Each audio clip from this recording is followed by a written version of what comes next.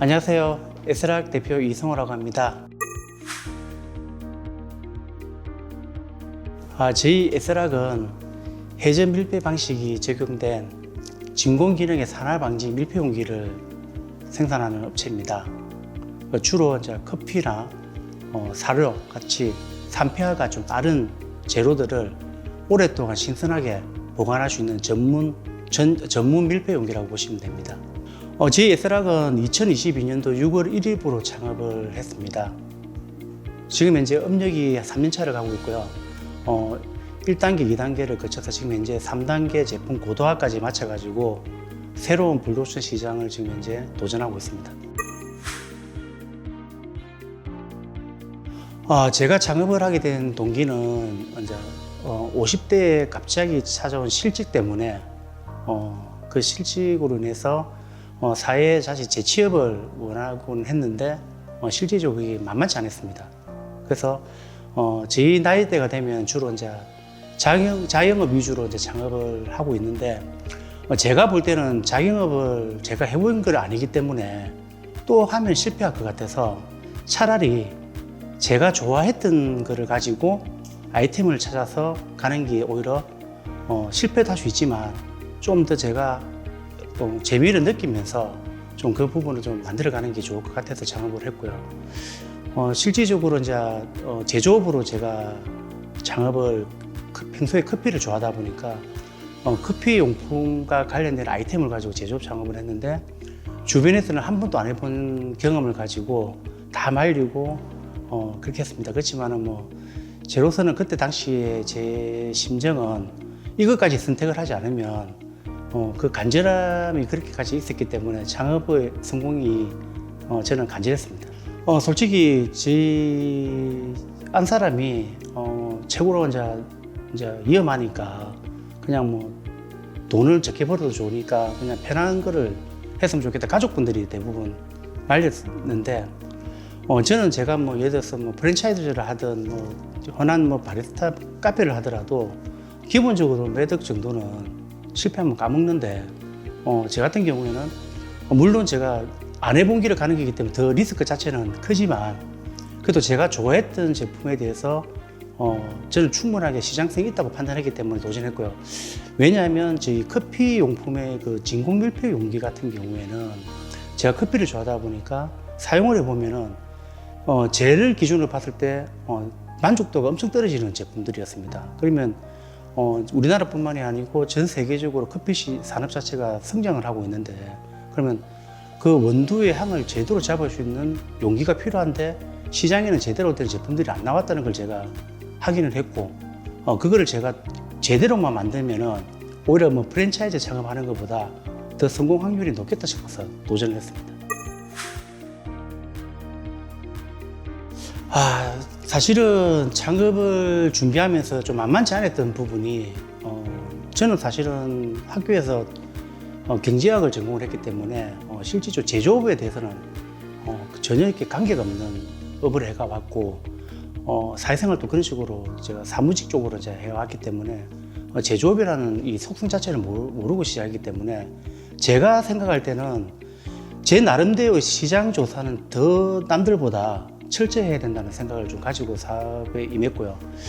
제가 그냥 좋아하는 문제하고 사업하고는 별개이기 때문에 좀 더 시장 조사를 확실하게 하자. 그 대신에 이제 제 스스로 마음에 나는 도대체 무엇을 잘할 수 있을까라는 이제 자문자답을 계속 던지면서 제가 잘할 수 있는 부분에 대해서 생각을 했고 그러다 보니까 좀 간절함이 좀 많이 생기더라고요. 그 사업에 대한 간절함이 생기고 그 다음에 이제 제 나름대로의 뚜렷한 목표가 하나하나씩 이렇게 당기기 시작하더라고요. 그렇게 하면서 조금 도전에 대한 자신감도 올라오고 그래서 이제 저는 뭘부터 했냐면 그때 찾고 있는 시장을 좀 더 조사하는 측면에서 부산시가 2021년도 7월쯤에 부산을 커피 산업 육성 성장으로 발전시키겠다는 이제 계획을 발표를 하더라고요. 그래서 저는 이 시장성 자체가 막연하게 그냥 제가 이렇게 조사를 하는 것보다는 정부 관계 당국에서 특히 제가 살고 있는 부산에서 커피 산업을 키우겠다는 그런 이제 확실한 동기부여가 되어서 시장 조사를 철저히 하고 부산뿐만이 아니라 강릉, 수도권, 그 다음에 전 세계 커피 시장에 대해서 정확하게 우리 밀폐 용기에 대해서 정확하게 분석을 하고 그 다음에 사용에 대한 어떤 문제점이 있고 그런 부분들을 정확하게 제가 분석하는데 모든 시간을 다 보냈고요.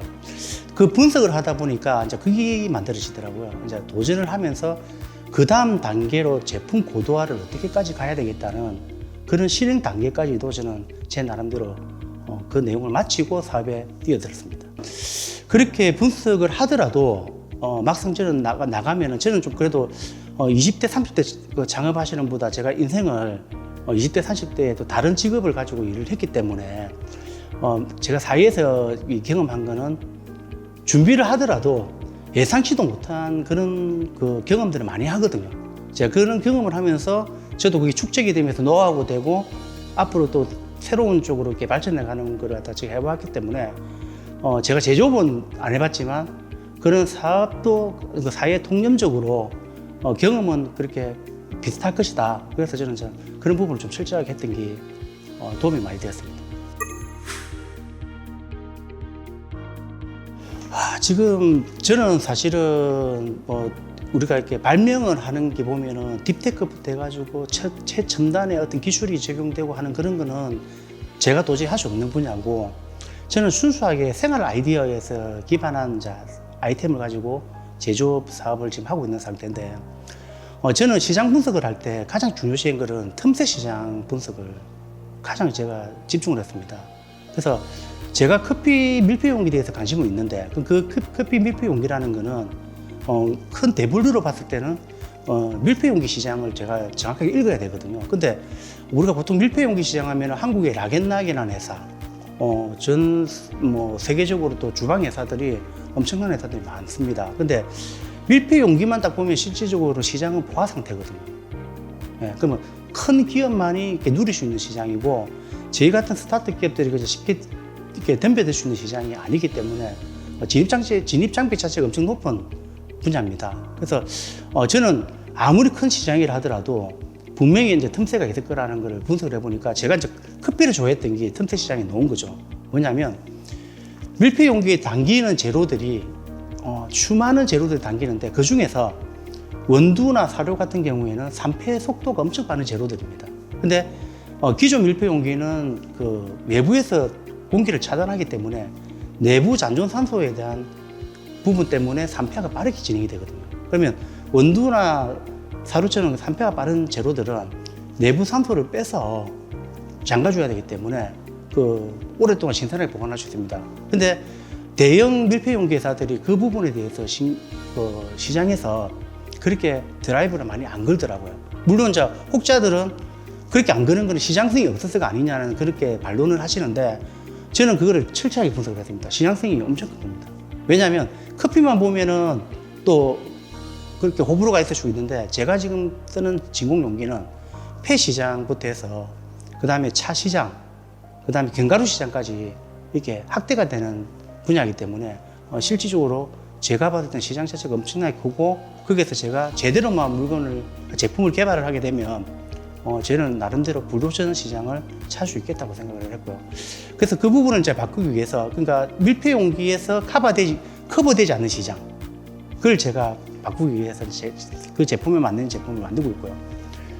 올해 제가 준비를 야심차게 했던 아까 제가 3단계 제품 고도화를 했다고 말씀드렸는데 제가 첫 번째로는 전 세계적으로 스페셜티 전용 원두 용기가 없습니다.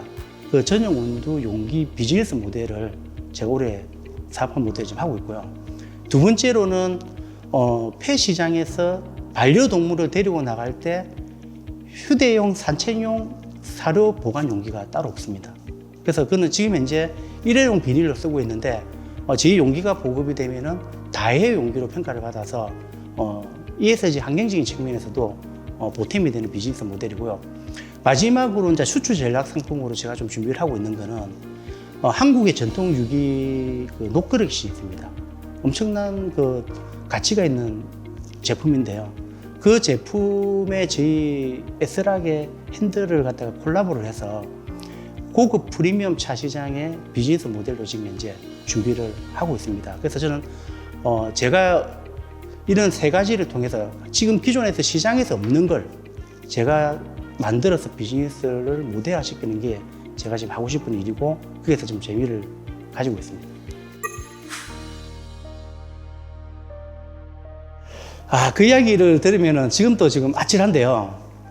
저는 사실은 앞에서 말씀드렸다시피 경제학을 전공하다 보니까 기계공학적인 전문 지식이 전혀 없습니다.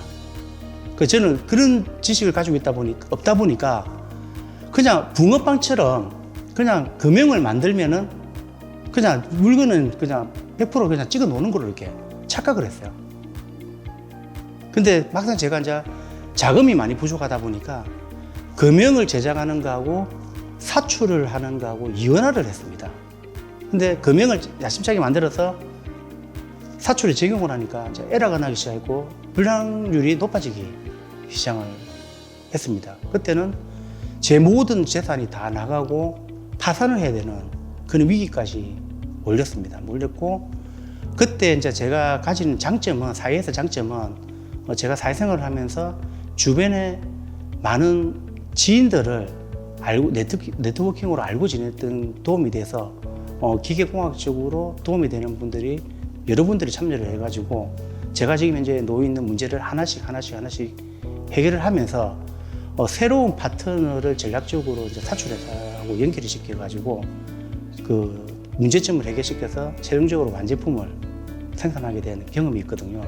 그때 진짜 저는 천당과 지옥을 한번 왔다 갔다 할 수 있는 그런 정도의 어떤 위기였고, 저는 이제 창업을 하시는 분들이 조금 이 부분에 대해서 참고를 했으면 좋은 게, 비용 절감 때문에 조금 제처럼 기술적으로 조금 이렇게 놓칠 수 있는 부분들이 분명히 있겠다.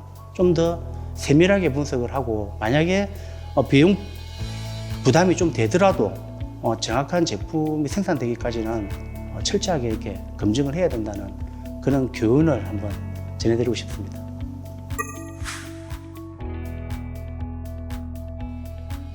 저는 사실은 제조업이 전문 분야가 아니기 때문에 계속해서 공룡 기업들하고 성장을 하더라도 큰 기업들하고 부딪히게 될 것이고, 분명히 그래 되면 위기가 많이 올 거라고 생각을 해서 저는 그런 꿈을 꾸지는 않았고요. 목표를 가지진 않았고, 제 최종 목표는 한국의 락앤락처럼 그 틈새 시장을 진공유폐용기에서 제대로 만들어서 성장을 하고 가치를 만들어서 락앤락이나 외국의 글로벌 회사에 엑시트하는 게 제 최종 목표입니다.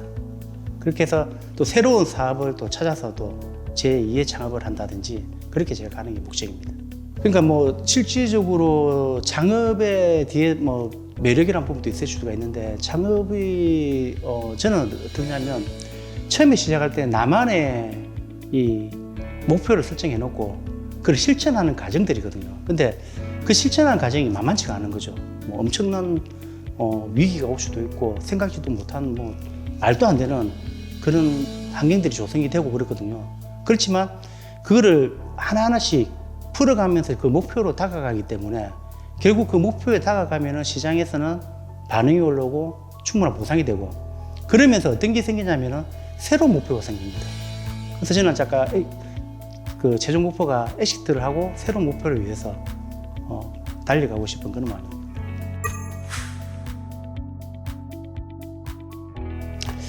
앞에서도 말씀드렸는데 저는 창업을 하는 분들 입장에서 봤을 때는 다 고통스러운 부분들만 말씀을 드리기 때문에 매력이라는 부분을 잘 찾지는 못할 거예요.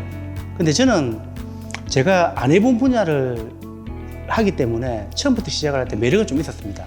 어떤 매력이냐면 제가 목표를 설정해 놓고 하나하나 실행을 하는 과정에서 조금 위기적인 부분이 한 3개 정도 있다면은 그 3개를 풀고 나면 하나가 뭔가 제가 제대로 된 과정을 거치더라고요.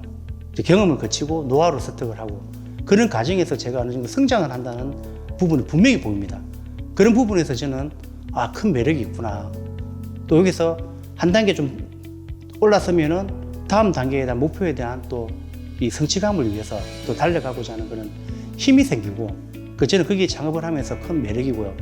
근데 보통 대부분의 느끼는 게 저도 마찬가지지만 위기가 왔을 때는 그 매력을 매력보다는 더 몇십 배의 고통이 따릅니다.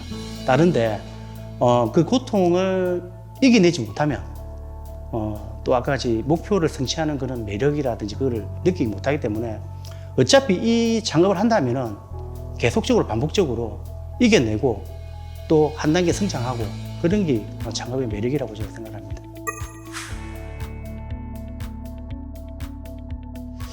보통 이제 제 같은 경우에는 창업을 50대에 했기 때문에 제가 생각했던 부분하고 지금 현재 20대에 있는 청년의 입장에서 봤을 때 창업하고 조금 그런 관점의 차이는 저는 있다고 봅니다. 그러면 제 기준으로 봤을 때 지금 제가 하고 싶은 말씀은 저는 좀 나이가 들어서 창업을 하다 보니까 좀 간절함이 엄청 많았습니다. 왜냐하면 제 인생에서 이 창업을 실패를 하게 되면 제 모든 인생이 다시 일어설 수 없다는 그런 좀 긴박함을 가지고 제가 창업을 임했고요. 또 그런 부분으로 창업을 하다 보니 매사 이제 창업 과정에서 아까 고통이 따르고 그런 부분들을 좀 슬기롭게 헤쳐나가는 힘이 생기더라고요. 근데 보통 20대에 창업하시는 분들은 저보다 뭐 전문 지식을 많이 가지고 있고 창업에 대한 또 분석 능력이라든지 마케팅 능력이라든지 그런 부분에는 탁월할 수는 있는데 제가 좀 부탁을 드린다면은 좀 초심의 간절함, 꼭 이번에 창업에서 나는 뚜렷한 목표를 세우고 반드시 이 길을 가서 그 다음에 목표를 위해서 달려가겠다는 그런 간절함을 가지고만 있지만 않는다면은 저보다도 20대, 30대 창업하시는 분들이 능력적인 면이나 그런 부분을 봤을 때는 성공할 확률이 엄청 높다고 봅니다.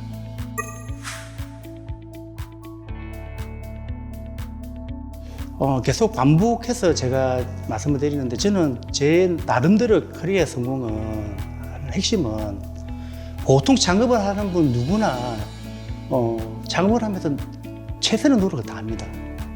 저뿐만이 아니고 모든 창업자들은 노력을 많이 하고 또 나름대로 분석도 많이 하고 하지만 제 나름대로의 커리어의 성공의 핵심은 저는 간절함이라고 생각합니다.